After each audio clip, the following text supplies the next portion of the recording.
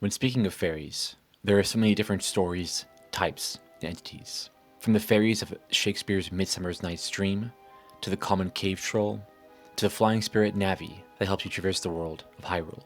We'll focus on the background of the Fae. The term fairies, with all variations of spelling, has many plausible origins, as does the belief in them. There was a Homeric name for centaurs. Special note, I apologize for mispronunciations. Fur, the Italian fatae, the fairy ladies who visited the household after birth and told of a baby's future. Old French fée, derived from the Latin fata, meaning goddess of fate. But none are as widely plausible as the Persian peri, which was introduced to the European world by way of the Crusaders.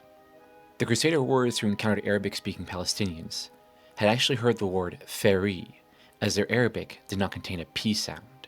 The Crusaders and pilgrims who made their way back to Europe brought with them the term and ideas. One of these tales was that of the fairy in medieval romances, who a knight-errant might encounter. Some of these tales include Sir Launfal, Morgan le Fay, and Sir Gawain and the Green Knight.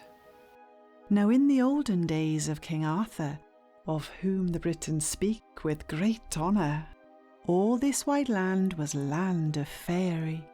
The elf queen with her jolly company danced oftentimes on many a green mead. So what were these Faeries? While they were originally thought to be mischievous, free-willed, winged spirits who were denied entry to paradise, over time their tales changed to the rather limited idea of good versus evil.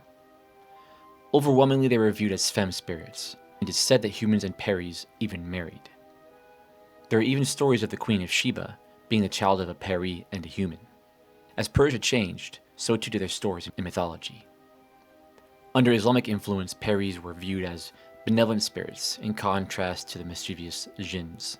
This was an important aspect of how fairies would be viewed in the future.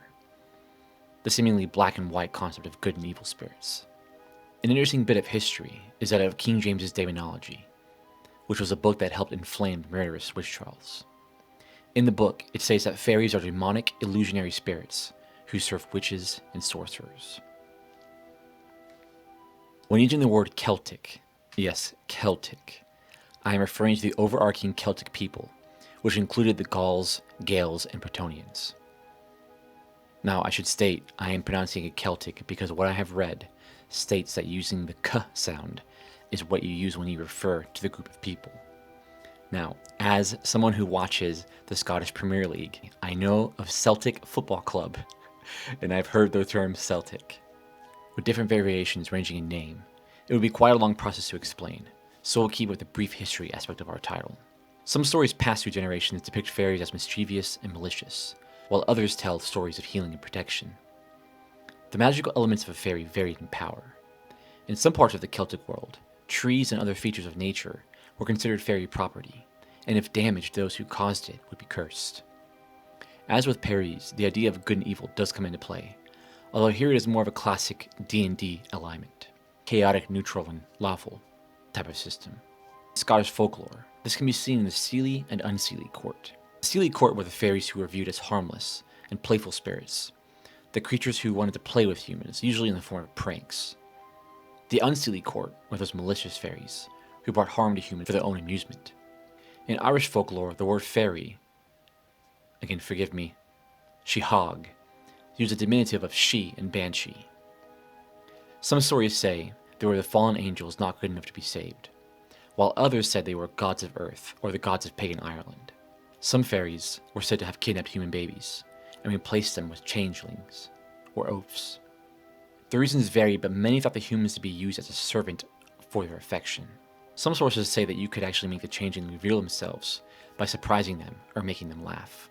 Come away, O human child, to the woods and waters wild, with a fairy hand in hand, for the world's more full of weeping than you can understand. While Nordic tales also tell of babies snatched, although this time by trolls, it was the elves who really captured our imagination.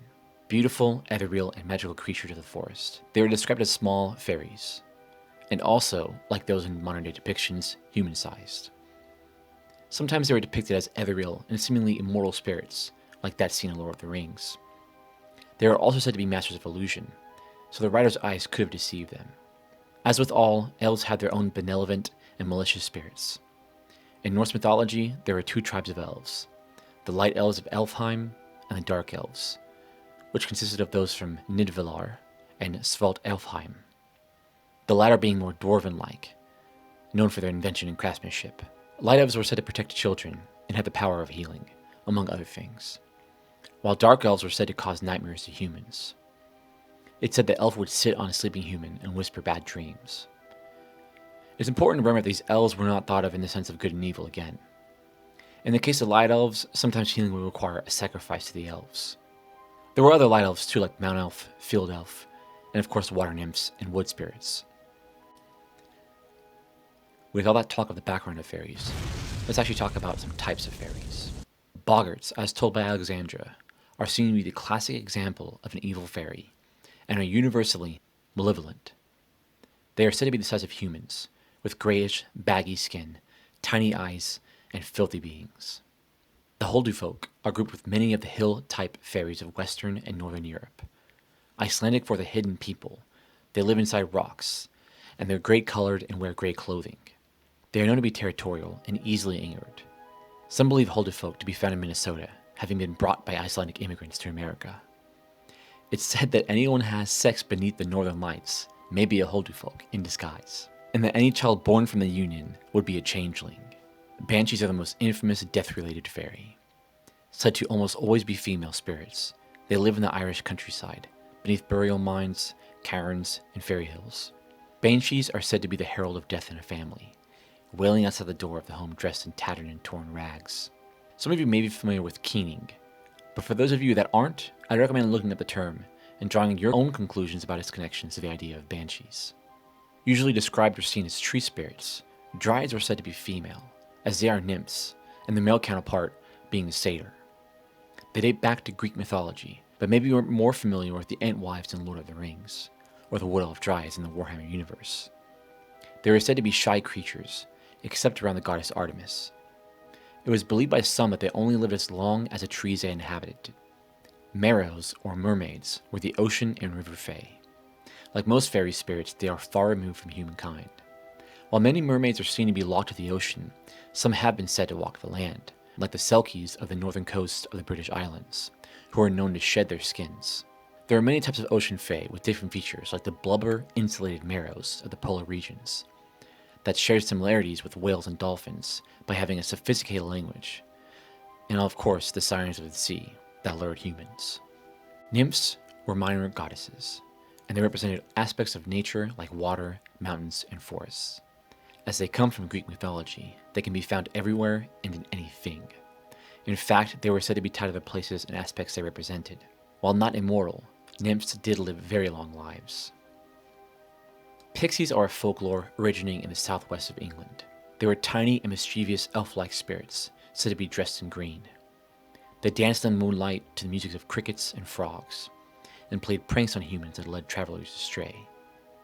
They aren't always viewed as bad, and actually some were very, very friendly and tend to humans, like of course the infamous Tinkerbell. I hope that you all enjoyed a brief history of fairies. If you'd like to support the channel, you can do so on Patreon. You'll get stickers, merch, credit, special access to our Discord server, and you can even become a producer of the channel. Special thanks to everyone who checks out anything that Midrealm does. I appreciate it.